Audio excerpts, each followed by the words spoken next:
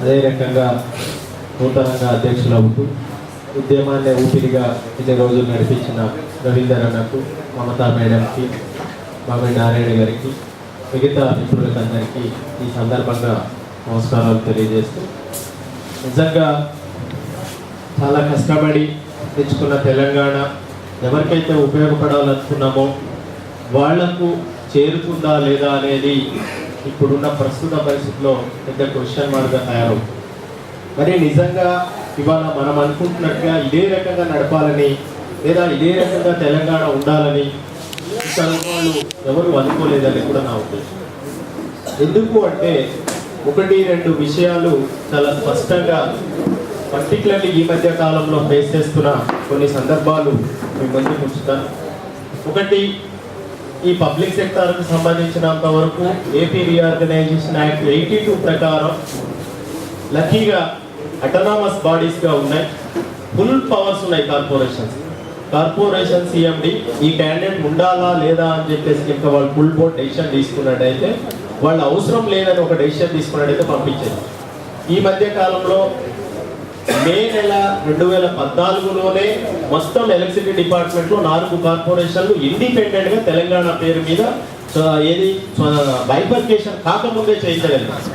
కానీ ఇవాళ ఏపీగా ఉన్నప్పుడు ఒక భారీ ఉద్యమం, ఇప్పుడు భయపడేటోళ్ళు భయపడుతూ మేము ఎట్లా అనుకుంటే అట్లా తీసుకురాగలిగినాం. కానీ తెలంగాణ వచ్చిన తర్వాత తెలంగాణ ప్రజల అవసరాల కోసం లేదా తెలంగాణ ఉద్యోగుల అవసరాల కోసం మార్చుకోవడం అనేది చాలా సమస్యగా మారింది. దాంట్లో మొట్టమొదటిది ఏంటంటే, ఎవరైతే జై తెలంగాణ అన్నోడు ఉన్నాడో, తెలంగాణ సోయి లేని ఉన్నాడో వాళ్ళు ఇవాళ ఆర్గనైజేషన్లో టాప్ ఫోర్లో కూర్చోవడం అనేది దౌర్భాగ్యమైన విషయం.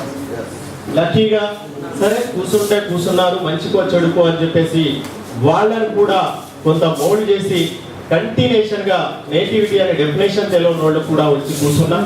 వాళ్ళకి అర్థమయ్యేటట్టు ఒక 4 విషయాలు చాలా స్పష్టంగా చెప్పాం నేటివిటీకి.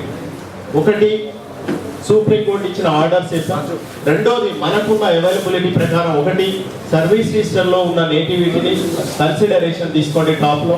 సెకండ్, లక్కీగా ఎలక్ట్రిసిటీ సెక్టార్లో 82 నుంచి అప్ టు 96 వరకు అన్ని అపాయింట్మెంట్ ఆర్డర్స్ నేటివ్ డిస్ట్రిక్ట్ ని క్లెయిమ్ చేసి ఇచ్చారు. Appointment order itself native districts and కమ్యూనిటీని మెన్షన్ చేసి ఇచ్చిన సందర్భాలు ఉన్నాయి. వాటిని కూడా పట్టుకోవడమే. దాంట్లో చాలా క్లియర్గా మోర్ దెన్ 95% సీమాంధ్రోళ్ళు పర్టికులర్లీ ఎలక్ట్రిసిటీ సెక్టార్ని కబ్జా చేశారు. ఈ విషయాన్ని చాలా స్పష్టంగా తీసుకొచ్చి చూపించారు. ఆ రోజు నిజంగా నేటివ్ డిస్ట్రిక్ట్ అక్కడ అవసరం లేదు. 371D పరిధిలో పబ్లిక్ సెక్టార్స్గా ఎలక్ట్రిసిటీ రంగం నోటిఫై చేయలేదు. అయినా సరే మరి ఎందుకు పెట్టారో కానీ అది చాలా క్లియర్గా నేటివ్ డిస్ట్రిక్ట్ని రాసిన సందర్భం. ఆ నేటివ్ డిస్ట్రిక్ట్స్ని ఆ రోజు అపాయింట్మెంట్ ఆర్డర్లో ఎవరైనా సరే ఇనిషియల్గా వస్తున్న సందర్భంలో అతనికి ఇప్పుడు ఉన్నది కుళ్ళు కుతంత్రాలు తెలియవు కాబట్టి చాలా నీట్గా అతను నేటివ్ డిస్ట్రిక్ట్ని రాసుకోండి. కానీ తర్వాత రాను రాను వస్తున్న సందర్భాల్లో పర్టికులర్లీ 2006 తర్వాత నుంచి జరిగిన సినారియోలో లేటెస్ట్ ఎస్ఆర్లలో కానీ లేదా ఇనిషియల్ ఎస్ఆర్లో కూడా వాళ్ళ నేటివ్ డిస్ట్రిక్ట్స్ని మార్చుకున్న సందర్భాలు చాలా క్లియర్గా కనబడి, అంటే ఈ అపాయింట్మెంట్ ఆర్డర్ మేము ఐడెంటిఫై చేయమనే ఒక ఉద్దేశంతో వాళ్ళు వాళ్ళ అవసరాల కోసం నేటివ్ డిస్ట్రిక్ట్స్ కూడా మార్చుకున్నారు. తర్వాత మూడవది, పోలీస్ యాక్సిడెంట్ రిపోర్ట్స్ని కూడా వెరిఫై చేయమని. పోలీస్ యాక్సిడెంట్ రిపోర్ట్లో చాలా క్లియర్గా వాళ్ళ నేటివ్ డిస్ట్రిక్ట్ వచ్చింది. మేమెందుకు 4/7 మీరు తీసుకున్నట్టుగా అంటే గవర్నమెంట్లో ఉన్న టీఎన్జిఓస్ కానీ జిఓస్ కానీ తీసుకున్నట్టుగా మేము ఎందుకు తీసుకోలేదంటే, ఇది ప్రెసిడెన్షియల్ ఆర్డర్ పరిధిలో లేదు కాబట్టి ఆ రోజున ప్రెసిడెన్షియల్ ఆర్డర్కి మాకు సంబంధం లేదు కాబట్టి మేము నేటివ్ డిస్ట్రిక్ట్ని కొంత డిఫరెంట్గా చూపించడం అయింది. దాంట్లో జరిగిన అడ్వాంటేజ్ ఏంటి, ఒక 5,000 మంది ఇంజనీర్ని ఐడెంటిఫై చేస్తే తెలంగాణలో మొత్తంగా కూడా 1,500 మంది సీమాంధ్ర అధికారులు ఇక్కడ టాప్ పోస్టులలో ఉన్నారు. 5,000లో 1,500 మంది ఉన్నారు. వాళ్ళ మొత్తంగా మేనేజ్మెంట్ కి మనం చెప్పిన రకంగా ఐడెంటిఫై చేస్తే 1,167 మందిని ఆల్రెడీ ఐడెంటిఫై చేయడం, డిస్ప్లే చేయడం, వెబ్సైట్ లో కూడా పెట్టడం జరిగింది. ఇమ్మీడియట్ గా ఇది ఇంజనీరింగ్ సంబంధించి. ఇంకోటి PhD and accounts state cadre గానే మాట్లాడుకున్నట్టయితే అక్కడ ఒక 2,000 ఉద్యోగాలు ఉన్నాయి. ఆ 2,000లో కూడా 600 మంది సీమాంధ్రకు సంబంధించిన వాళ్ళు ఉన్నారు. కొంతమంది రికార్డ్స్ దొరకక లేదా ఆ రోజు నేటివ్ కాలం అనేది లేకపోవడం వల్ల ఇవాళకి వాళ్ళ ఇష్టానుసారంగా రాసుకోవడం కూడా ఒక 10% ఎంప్లాయీస్లో ఇంకా డిస్ప్యూట్స్. ఇవన్నీ ఒక సైడ్ జరుగుతూ మొన్న ఎలక్ట్రిసిటీ సెక్టార్లో కొంత పబ్లిక్ సెక్టార్లో చాలా స్పీడ్గా 31 మార్చికి బైఫర్కేషన్ అయిపోతుందనే టైంలో మళ్ళీ సీమాంధ్ర ఆధిపత్యం ఇంకొకసారి మా మీద జులుంని ప్రదర్శించడం జీర్ణించుకోలేకపోతున్నాం. సంస్థ కంటిన్యూషన్గా ఉద్యమాలు చేయాల్సిన అవసరం వస్తుంది. కానీ మరి ఇక్కడ ఉన్న నాయకులు గవర్నమెంట్ ఇంకేమైనా కనీసం సీమాంధ్ర చేస్తున్న తతంగాలకు వ్యతిరేకంగా ఉద్యమం చేస్తామన్నా పర్మిషన్ ఇవ్వండి. అరే భయ్ వాడు అట్లా చేస్తుండు, వెళ్ళిపోవాలి కదా, 31కి మనం డిక్లేర్ చేసినా కదా, నువ్వు చెప్పిన సీఎం డిక్లేర్ నువ్వు చెప్పింది, నువ్వు ఎందుకు పంపించావు అంటే అయినా మళ్ళీ పోయి అనుకోకుండా సెంట్రల్ గవర్నమెంట్ ఇన్వాల్వ్ అయిపోయి ప్రిన్సిపల్ సెక్రటరీ హోమ్ మినిస్టర్ నుంచి ఒక క్యాండిడేట్ సింగ్ అనే క్యాండిడేట్ ఇక్కడ రావడం, ఇద్దరు సిఎస్లను కూర్చోబెట్టడం, మళ్ళీ కమల్నాథ్ కమిటీ గైడ్ లైన్స్ అయ్యేంత వరకు మీరు ఫైనలైజేషన్ చేయడానికి వీల్లేదని చెప్పడం, ఇది ఒక దౌర్భాగ్యమైన పరిస్థితి సెక్టార్లో ఉంది. దీనికి రీజన్ ఏంటంటే మరి కమల్నాథ్ కమిటీ గైడ్లైన్స్ నిజంగా మాకు అవసరం లేదు. ఇదే రవీందర్ అన్న, మేము మామిడి నారాయణ గారు మేము పోయి మాట్లాడి చాలా స్పష్టంగా పబ్లిక్ సెక్టార్ జేఏసీ కానీ పబ్లిక్ సెక్టార్ ఉద్యోగస్తులకు సంబంధించి అటోనామస్ పవర్స్ ఉన్నాయి. వాళ్ళు అక్కడ ఉన్న కన్సర్న్ సీఎండీస్ ఇద్దరు లేదా కన్సర్న్ టాప్ హెచ్ఓడీస్ ఇద్దరు కూర్చొని మ్యూచువల్ కన్కరెన్స్ తో చేసుకోవాల్సిన అవసరం ఉందని చెప్పేసి చాలా స్పష్టంగా మాట్లాడమే కాకుండా ఇద్దరు సిఎస్లు 5th నవంబర్న ఒక ఆర్డర్ కూడా ఇచ్చారు. ఏమని? కమల్నాథ్ కమిటీ గైడ్ లైన్స్ లో పబ్లిక్ సెక్టార్స్ రావు అని చెప్పేసి ఒక ఆర్డర్ని కూడా తీసుకోగలిగారు. కానీ అదే ఆర్డర్ చూపిస్తే మళ్ళీ గవర్నమెంట్స్ ఇన్వాల్వ్ అయిపోతున్నాయి. మళ్ళీ ఇద్దరు చీఫ్ సెక్రటరీలు ఇవాళ ఆంధ్రాకు సపోర్ట్ గా మాట్లాడుతున్న సందర్భం, ఈ సందర్భాన్ని ఎక్కడికి వెళ్ళి చెప్పుకోవాలో కూడా తెలియని పరిస్థితి ఉన్నది. దీనికి అంతటికీ నిర్లక్ష్యం ఏంటంటే ఉద్యోగ సంఘాల జేఏసీగా మన పాత్రను మనం ఏమైనా మర్చిపోతున్నామా అనేది మాత్రం ఒక క్వశ్చన్ మార్కుగా తయారవుతుంది. ఇన్ని రోజులు సమాజంలో కానీ నిరుద్యోగుల్లో కానీ ఒక చాలా స్పష్టమైన అవగాహన ఉండేది. ఎవరు ఎట్లా మిక్స్ అయినా లేదా ఎవరు తమ స్వార్థం కోసం కానీ తమ స్వప్రయోజనాల కోసం లీనమైనా సరే ఉద్యోగ సంఘాలుగా మాత్రం మా కోసం నిలబడతారని సమాజం అదే రకంగా నిరుద్యోగులు ఆశించారు. ఇంకా కొంత ఆశిస్తున్నారు. ఇప్పటికీ 50% పొల్యూట్ అయినది. వాళ్ళు కూడా వీళ్ళు కూడా చెయ్యరేమో అని అనుకుంటున్నారు. ఇంకా 50% మాత్రం కొంత భరోసాగా. ఈ 50% ని మళ్ళీ పాత రోజులుగా తెచ్చుకోవాల్సిన బాధ్యత మన మీద ఎక్కువగా ఉంది. లక్కీగా ఇక్కడ ఉన్న వాళ్ళందరూ ఉద్యమంతో రిలేటెడ్ గా ఉన్నారు కాబట్టి రవీంద్ర అన్నకు రిక్వెస్ట్ చేస్తున్నా, ఇమ్మీడియట్ గా ఈ ఇష్యూ మీద జేఏసీని కాల్ చేయండి. ఇంకా దౌర్భాగ్యమైన పరిస్థితి ఏంటంటే నిన్నదాకా ఏపీ సంఘాలకు ఒత్తాసు పలుకుతూ ఏపీ సంఘాల్లో సెకండరీ నాయకులుగా ఉన్న తెలంగాణ నాయకులు ఇవాళ అదే పేరు మీద 30కి 30 సంఘాలు ఎలక్ట్రిసిటీ సెక్టార్ లో రిజిస్ట్రేషన్ చేయించడమే కాకుండా వాళ్ళకున్న ధనబలం మిగతాది రాజకీయాలకు కూడా ఇవాళ మేమే నాయకులు అని చెప్పేసి మాట్లాడుతూ సీమాంధ్రులకు తొత్తులుగా పనిచేస్తున్న సందర్భాలు ఇవాళ కనబడతాయి. ఇవి ఇంకా 4 రోజులు పోతే మనకున్న నేచర్ వేరు, వాళ్ళకున్న నేచర్ వేరు. వాళ్ళు దేనికైనా సిద్ధమవుతారు. ఈ నాయకుల్ని కొనడానికి కూడా తాపత్రయపడుతున్నారు వాళ్ళు. ఒకవేళ ఇదే రకంగా ఇప్పటికీ ఏపీ పేరు మీద నుంచి తెలంగాణ పేరు మీద పెట్టుకున్న నాయకులకి ఇంకా అమ్ముడుపోతే మళ్ళీ మనకు సమస్య మొదలుకు వచ్చే ఛాన్స్ ఉంది. మన తెలంగాణ వాళ్ళే ఆంధ్ర వాళ్ళను ఉండనివ్వండి, ఇప్పుడు మనం చేయలేమని చెప్పేసి మాట్లాడుతున్న సందర్భాలు. పర్టికులర్లీ గత కొన్ని రోజులుగా ఉద్యమంలో ఉన్నాం కాబట్టి ఆ పల్స్ తెలుసు కాబట్టి మా ఎలక్ట్రిసిటీ సెక్టార్లో ఇంపార్టెంట్ పోస్టులలో ప్రొటెక్షన్ ఒకటి, ఎంఆర్టీ ఒకటి, సిట్లు ఒకటి, ఐఎన్సీ అని చెప్పేసి వీటిలన్నింటిలో గత 3 సంవత్సరాల నుంచి తెలంగాణ వాళ్ళను చిన్నవాళ్ళైనా పెద్దోళ్ళైనా అక్కడ ఉండాలని చెప్పేసి తీసుకురావడంతో మళ్ళీ గత 3 నెలల క్రితం ఎలక్ట్రిసిటీ రంగంలో జరిగిన తతంగం మీకు అందరికీ తెలుసు. ఆ తతంగాన్ని మేమే దగ్గరుండి ప్లాంట్లలో మాకు అవసరాలకు అనుకూలంగా మారుస్తే ఇవాళ కంటిన్యూషన్ గా 1 గంట కనీసం 5 నిమిషాలు ఇంటరప్షన్ ఇవ్వకుండా చేయగలిగినాం. అది బికాస్ ఆఫ్ తెలంగాణ ఉద్యోగస్తుడికి, తెలంగాణ ఎలక్ట్రిసిటీ ఇంజనీర్స్ యొక్క కృషి ఫలితం వల్ల ఇవాళ మనం అందరం ఇంత ప్రశాంతంగా కూర్చోగలిగాం. గత 30 సంవత్సరాలుగా ఏ రోజు ఏ స్టూడెంట్ కానీ ఏ రైతు కానీ ఈ టైంలో లాస్ట్ ఇయర్ ఈ టైంలో ఇండస్ట్రియలిస్టులు మొత్తంగా కూడా ధర్నా చౌక్ లో ధర్నాలు చేస్తున్న సందర్భం.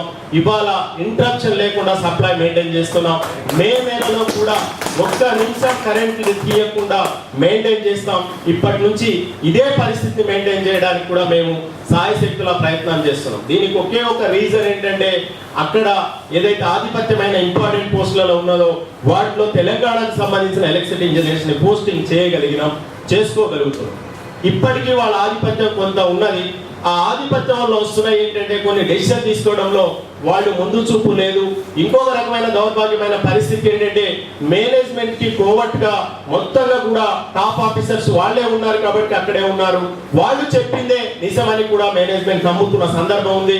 ఇంకొక సైడ్ ఏంటంటే తెలంగాణ తెచ్చుకున్నారు వెటకారంగా. ఇప్పుడు అన్న మామిడి నారాయణ అన్నట్టుగా వాళ్ళు లెటర్లు పెడుతున్నారు, మేము వెళ్ళిపోతాం, ఆయన పంపించు, 5 రోజులు మాట్లాడినావు కానీ పంపించు మేము వెళ్ళిపోతాం అంటే ఎవరికి చెప్పాలో అర్థం కాని పరిస్థితిలో ఒక రకంగా ఏంటి ఎవరి కోసం చేసినాం అని చెప్పేసి పరేషాన్ అవుతున్న సందర్భాలు చాలా స్పష్టంగా కనబడుతున్నాయి.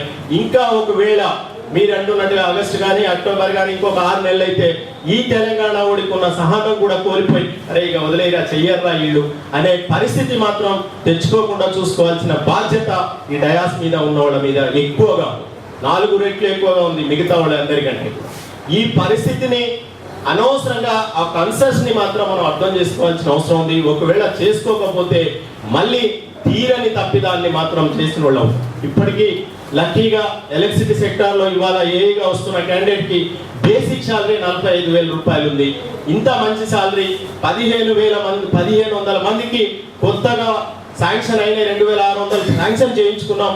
గవర్నమెంట్ అడిగి రవీందర్ అన్న ద్వారానే పోయి దేవి ప్రసాద్ అన్నను పట్టుకెళ్ళిపోయి ఒకవేళ 2000 ఉద్యోగాలకి ఇంకా శాంక్షన్ ఇచ్చినట్టయితే ఆ శాంక్షన్ ఉద్యోగాల రిక్రూట్మెంట్ వెంటనే పిలిచినట్టయితే ఈ సీమాంధ్రోలు వెళ్ళిపోతే కనీసం ఇవి అయినా సరే మాకు ఉపయోగపడతాయి. లేకపోతే మేము రాత్రింబవళ్ళు ఇంకోటి కూడా ఒక resolution Telangana electricity engineers association ఒక రెజల్యూషన్ పాస్ చేశాం.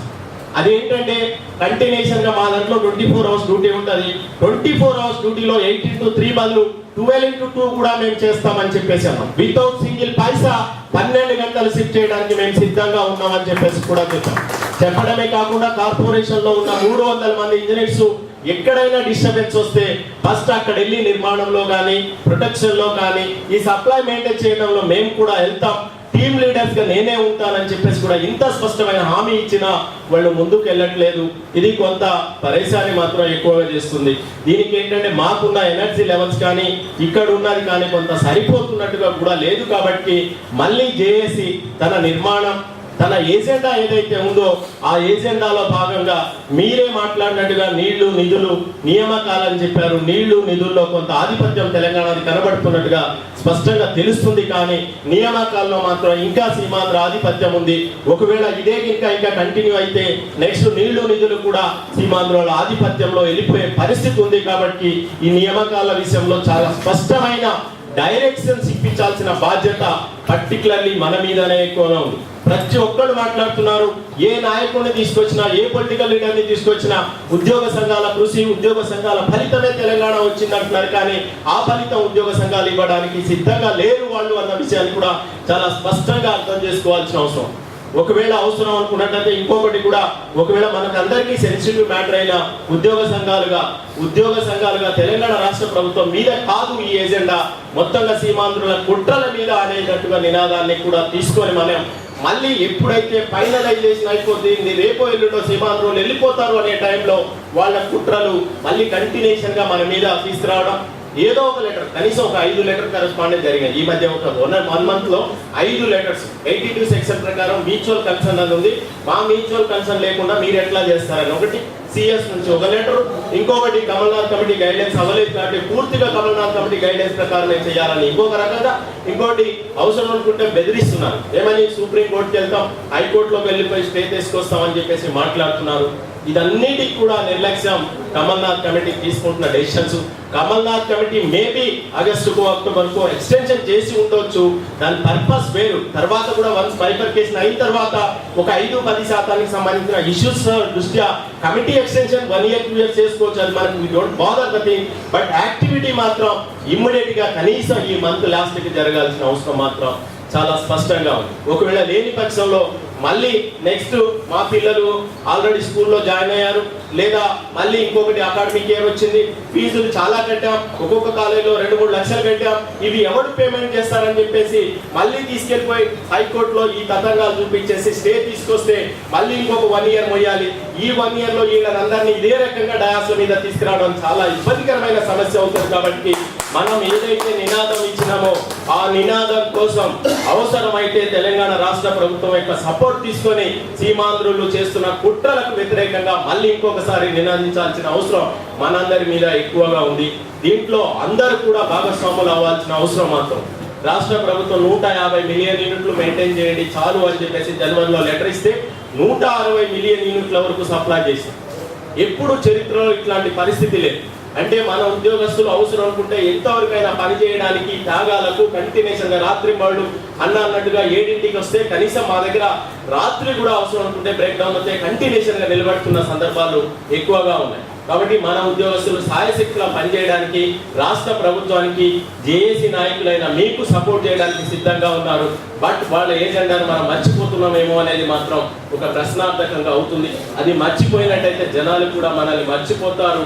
మళ్ళీ రివర్స్ డైరెక్షన్స్ వస్తే చాలా ఇబ్బందులు ఫాలో అవుతామని చెప్పేసి మనకున్న ఉనికి తెలంగాణ ఉద్యోగస్తులు వాళ్ళ అవసరాల కోసం కాకుండా మొత్తంగా సమాజ అవసరాల కోసం పనిచేస్తారని ఒక నినాదం ఏదైతే ఉందో దాన్ని పోగొట్టుకోకుండా చూసుకోవాల్సిన బాధ్యత మనకు. ఇంకోటి ప్రమోషన్ల విషయంలో మీరు ఇచ్చిన ఆర్డర్స్ కూడా కరెక్ట్ కాదు. ప్రమోషన్లు తీసుకున్నట్టయితే ఇక టెంపరీ సాటిస్ఫాక్షన్ అయిపోతుంది. ఒకవేళ ప్రమోషన్ తీసుకున్నట్టయితే సీమాంధ్రుడికి కూడా ఇవ్వాలి. ఒకవేళ ఇవ్వని పక్షంలో వాడు కోర్టుకు వెళ్తాడు. కోర్టుకు వెళ్ళినైతే ఇక్కడే డిఫరెన్సెస్ లేవు. తెలంగాణ ఇంక్రిమెంటే వాళ్ళకు కూడా అవసరం లేకుండా మనకు వ్యతిరేకంగా గల్లా పట్టుకొని మాట్లాడి కొట్టుకున్న సందర్భంలో ఉన్నోడు ఎదవా ఇవాళ ఇంక్రిమెంట్ తీసుకుంటుంటే లేనిది రేపు ప్రమోషన్ వాడికి ఇవ్వకుండా ఎట్లా తీసుకుంటామని కూడా నిర్ణయిస్తున్నారు. కాబట్టి ఈ అన్ని పరిష్కారం అవ్వాలంటే ఈ మంత్ లాస్ట్ హుక్కార్కు కనీసం మే 15కి వెళ్ళాలి. బైఫర్కేషన్ మొత్తం కంప్లీట్ అవ్వాలని నినాదం మన సైడ్ నుంచి వెళ్ళాల్సిన అవసరం ఉంది. ఈ సందర్భంలో మంచి నినాదాన్ని తీసుకున్న అన్న మున్సిపల్ జేఏసీ చైర్మన్, అదే రకంగా మున్సిపల్ ఎంప్లాయీస్ అసోసియేషన్ ప్రెసిడెంట్ అధ్యక్షులు అన్న తిరుపతి యాదయ్య గారికి ప్రత్యేకంగా ధన్యవాదాలు తెలుసు. ఇంత మంచి అవకాశం ఇన్నందుకు మీకు అందరికీ ధన్యవాదాలు తెలుసు ముగిస్తున్నా. Thank you.